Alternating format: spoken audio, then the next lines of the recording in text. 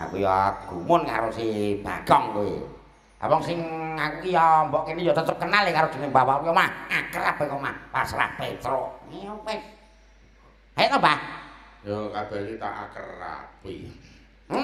Oh aku ki sak suwene bar corona iki lho. Nganti 3 tahun iki ora tau turu aku wis. Makane tanggapan ki sesasi ping 40 nganti bingung nganggo klambi karo bingung nganggo jarik wis tau tanggapan aku ora nganggo apa-apa saking wis ora. Saking jeleke nganggo klambi ya, Mbah ya. Wis to wong supitan, wong mantenan. Mitung dina enek sing ngundang aku kok. Saking larismu ya, Mbah ya. Saking larisku tenan kuwi aku wis tau metoprak ya laris. Wayang wong ya laris, campur sari ya laris. Nganti aku ora tau turu ngomah. Saking mangkelku omahku tak dol. Dadi ya saking larise ya. Saking larise mangan. Wong dandani lampu kudu nanggap Mbah Waluya kuwi. Ya aku ki tenan kok gumun aku jombleng serendeng aku tenan sing jenenge laris ki ora kena digumuni kok. Aku gumun apa-apa kok ngundang aku ana wong supit ki nganti ngene iki. Anu ana wong supit, le supit nang ndi le? Tenggene dokter. Waduh. Zaman saiki iki zaman kemajuan. Kuwi nek nggo aku apa-apa ki serba cepat modern. Kuwi nek supit ki wong aku mbah-mbah nganggo mesin. Iya. Pel nganggo mesin. Saiki wis ana mesin supit le aku ngono. Lah napa bentuke kaya helm kae. Bolongane pirang-pirang miturut gede cilik sing arep disupite aku. Aku wis terus menggari nyemplungke ngono. Nah terus ya wis tau lho tanggoku ya mrakteke ngono kuwi wis plenuk no terus ayo sunatan masal to. Campur sarine aku wis ngemsi. Monggo ingkung badhe supaya ya kowe le maju le. Lah terus slep wis do nggon helm kuwi. Terus disaklare ceklik ngono metu wis joko wis mari. Ning dhek anyaran yo ning sing cilaka. Piye cilakane? Kowe nggo ceperjaan ya le piye mesin iki sukses nggih Pak De ora bayar nggih. Mlebu ceklik ngono metu ngono. Lah kok telas Pak De. Mesine iki konslet. Lah kok lewangsulan dokter anu sing duwe mesin ora apa-apa le wong wis sik enom sok ya trukul meneh. Ngono ya. Padake kuku. Iki rambut bae ya. Elisa. Nggih, Mbah Waluya. Wes suwe ra tau kepenuk, anu kepethuk. Kepethuk. Pripun kabare jenengan tetep sehat nggih? Sehat terus to, mesti jope kata. Aku nganti tenan iki delok to nganti aku ora tau turu aku tenan nganti saking amben nata tempat tidur ora tau tak turu takon ngedol. Wis pokoke dadi nggon aku ki resik. Ning mobil terus ya berarti dalan terus. Mobil ya ora tau tak tumpaki dadi ya. Lah ning panggung terus dadi takon ngedol. Aku uripku ki ning panggung. Antar tratak ya. Ngene Mbah aku ono gawe iki. Apa? Ning kancaku dhewe. Jenenge anu Bagong arep nyubet ganake. Terus? Nah, iki aku arep anu nembung carane niku jenengan ngisi dadi bintang tamu. Wah, ora penak kuwi muni kanca dhewe kuwi genane SMA kuwi mesti genane. SMA ki apa? SMA kuwi sampun kapok matur nuwun nggih ngono kuwi. Wis genane cilik nek kuwi. Ayo ning yo lumayan lah ora sing pira. Nek biasane kan 15 ki ana danane 7. 7 apa? 7 juta. 7 juta. Jalan ora. Gelem aku ora apa-apa wis. Jalan yo, enggak apa-apa ya, separo. Gayane iki. Gelem aku. Ayo ditrateni kok. Lah saiki iki kan apa jenenge rahasia rak sing ngerti rak mengawake dhewe to, Mbak. Arep oleh ku masyarakat tekan kono ki selawe-selawe ning rak ya tetep kaya biasane to. Lek ngono kan ya mung 7 yuta to.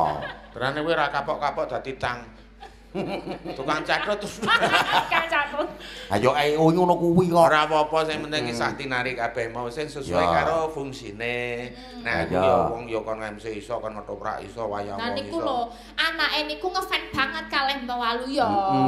Nonton terus ning YouTube. Aja meneh kok anake wong liya lho, wong putuku dhewe ngepen karo aku lho. Tanggal pira, Truk? Tanggal 17 Desember.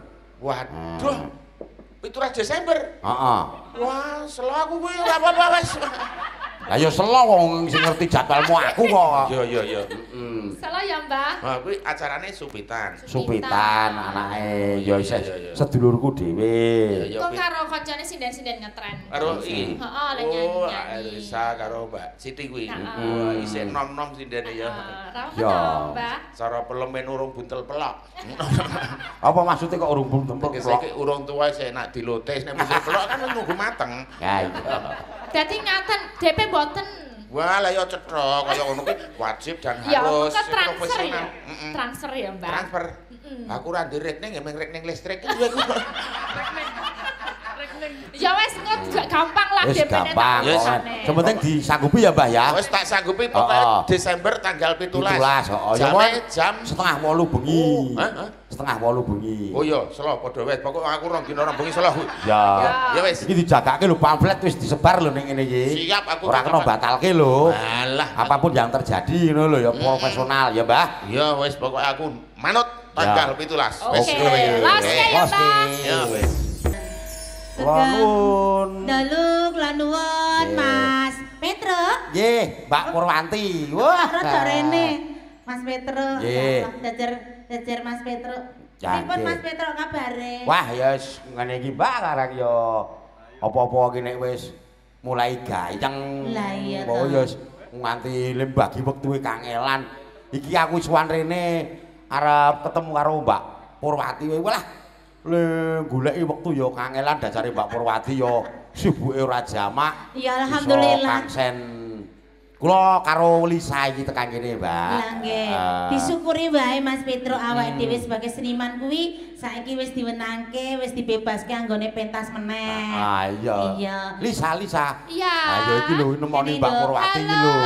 Cah saiki kok ayu-ayu, aku ki tak bingung nek kundoko awakku ya, Nok. Mriki Rodok rene wae. ya turun ke Lah wong sini aja. awakku ki sakmene gedene nyawang kok aku mbiyen ya tau ayu ngene iki. Wis tau sampeyan iki. Tahu yo an. Ah, jenengan tapi tetep cantik kok.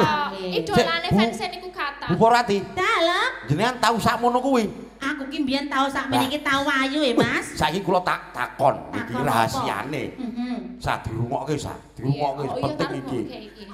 Kok biyen sakmono kuwi kaya Lisa kok saiki dadi semono iku carane pripun? Carane. Sa dirungokke sa Nah, men iki- padha karo Sik, Bu Purwati. Iki pengen blak-blakan apa pengen delik-delikan? Blak-blakan lho iki. Nah, nek Wong blak-blakan. telu kok. Nek masalah pawaan, iki wis kinodrat mungkin ya pawaan lemu iso. Ya toh, ning sejatine kuwi wong kuwi nek pengen lemu uripnya netral dibuat happy Ya, wae. maksudnya sing lemu manggon, maksud kula sing lemune ku manggon ngoten lho. Kok lemu kok manggon ki lemu ya Boten. kabeh kok ya Hah? nyawangan glodeng petutuk kaya ngene iki kabeh ya lemu ki kabeh Nah, ngono lemu. men bisane petutuk niku pripun ngoten. Malah seneng sing kaya ngono tak Tro. Dalange iki suwe-suwe malah Mas Petro ki marai error wae kok ya. Niki untuk kebutuhane Lisa. Iya. Ning ora apa-apa sebagai penyanyi Kayak kuwi. resep-resep Heeh, oke, sebagai penyanyi sinden ngetren utamane ya Iya, Kak ya. iya. Kuwi rasah dadak apa ya? Pawaan karo rupa kuwi termasuk kesekian. Oh, sing Yang nomor utama kuwi swara. Syukur pesinden kuwi utamane sinden ngetren kuwi ayu. Pawaane ramping, suaranya bagus kuwi nek iso. Nek iso. Tapi yang paling utama itu harus swara. Swara. Nah, swara sama kabisan. Ya, itu. Nah, jenengan ora ngerti to, Bu. Apa? Lisa ini ra dandan. Piye? Kadang kula nyok isin nek pas dolan-dolan ro kula niku kula isin kadang. Niku ngertine wong-wong niku dede Lisa. Lah sinten? Ngertine niku si Sayid tadi. Mas Petro, tak kandhani. Lah jenengan ki ngerti Bu Purwati nang kene iki ketok meraji ngene iki rak nang kene. Ah. Jenengan pawa ngerti kula ning Boyolali kok ning omah jan kaya kumkuman anduk. Wah, niku ra biasa nek kungkuman anduk. Ha Lisa ning omah kaya kumkuman sempak niku. Ya Allah, ya aja kaya ngono. Oke, Mas iki aku kangen-kangenan tak Ya. apa jeneng ngibur karo panjenengane para Ya. pamirsa sing ning dalem ya. Nggih, Tak ayo. nyanyi. Iki kanca tani sing lagune iki ya tumrape para petani sedayanipun wargane awake dhewe Bener. men subur makmur Subur Iya, tandurane. dasare ya musim udan. Iya. Pas nek diku bercocok tanam. Ah, iya. Arisa kancane. Pripun ta Bu kok bisa ya? Kok saged melengking ngeten lho Bu. Iya. Wontenipun. Ngene lho Nak, dadi pesinden utamane iki ya. Ya nek masalah daharan panganan ngono ya nek iso nyirik sing bangsane gorengan tapi umpama ora ya ora apa-apa sing penting dadi presiden kudu bisa ngatur pernapasan. Cengkok boleh beda. Gaya penampilan di atas panggung boleh beda. Suara ki nyoro los wae. Los seakan tidak ada rintangan apa-apa. Pokoknya los ditokne semampu kita. Aja kulino mangan daging mentah. Iya. Tapi kalau menjaga nafasnya pripun nek kados kula ngaten iki ben nafasnya ya diimbangi kali nek iso olahraga. Tapi kalau enggak pokoknya nanti kan sudah terlatih sendiri. Ngono lho. Dadi nek napase pengen dawa kuwi ya olahraga. Terus dikulinake setiap malam. Oh, kuwi olahraga. Push up dan saling memberi napas buatan. Nah, iki. Lah kuwi Mas tak kandhani. Lah kon napas buatan napas apa? Napas buatan. Lah wong aku ki rondo ya, Mas. Apa? Rondo wis rada sawetara. Lah nek rondo wis tuwek kene apa ya payu? Gampang nih jenenge ku nek pengen golek napas buatan ku gampang. Piye? Jenengan nyilih kompresor. Lah yo, aku ki dadi rondo wis sawetara suwe Mas, ning anggonku pengin arep omah-omah iki sajake yo rada kosek-kosek mergane aku yo ngrumangsani wis tuwa. Saiki mung karek momong anak-anak, ngono wae wong rasane yo mung kaya ngono kae. Isih enek lotis pelem. Ayo nek nandange cah cilik-cilik niki lho. Pripun Bu? Pripun niki Bu? Cah cilik-cilik niki malah bahayani lho no. Oh bahaya, cah niki ora ngerti duga-duga. Iya toh? Mendem ya lenong niki. Niki lho, niki dendan sing bedhuk ki umpama omah-omah karo mboke umpamane ya. Saiki ki wajar omah-omah tuwek ling tuwa ki, tuwek ling wedok ki umum. Umpama omah-omah kuwi sak ngono gedene kaya kendang bem, aku ya kaya kendang bem. Lah ki terus piye bakale ora piye-piye lho kuwi, malah mung muser wae. Niki wonten sing penabuh niku nggih. Sing selerane kaya jenengan nggih wonten. Enten iki? Oh, sing bonang niku lho niku ora selerane memang sing malah enten iki? Delok kadepane gemberget ora? Hah? Piye le? Malah wedi. Ini ngaten Bu Pur. Pripun Kang Mas? Sowan kula mrene menika kula ajeng ketemu kali Bu Pur menika wonten wigati. Wonten apa?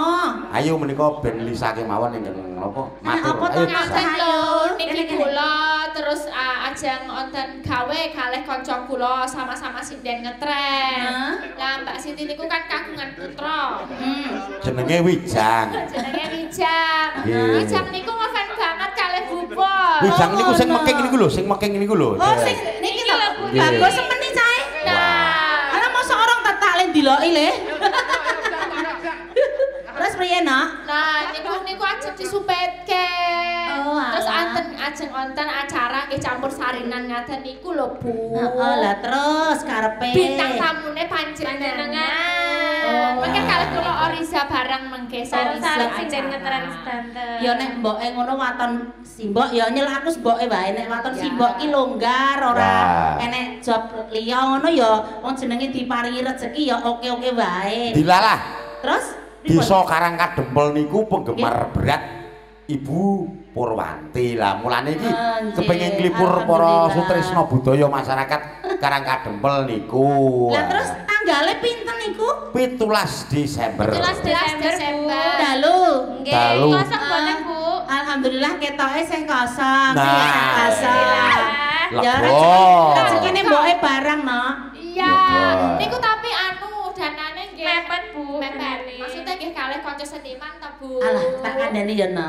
Aku tak ngomong. Nggih. Pesinden penyanyi iki boleh ngaran-ngarani ya toh. Nek ya kudu sing setara karo pinterane. Saiki nek sinden tuwek kaya buke ngene iki ngaran-ngaran ndak tuas ora jalan.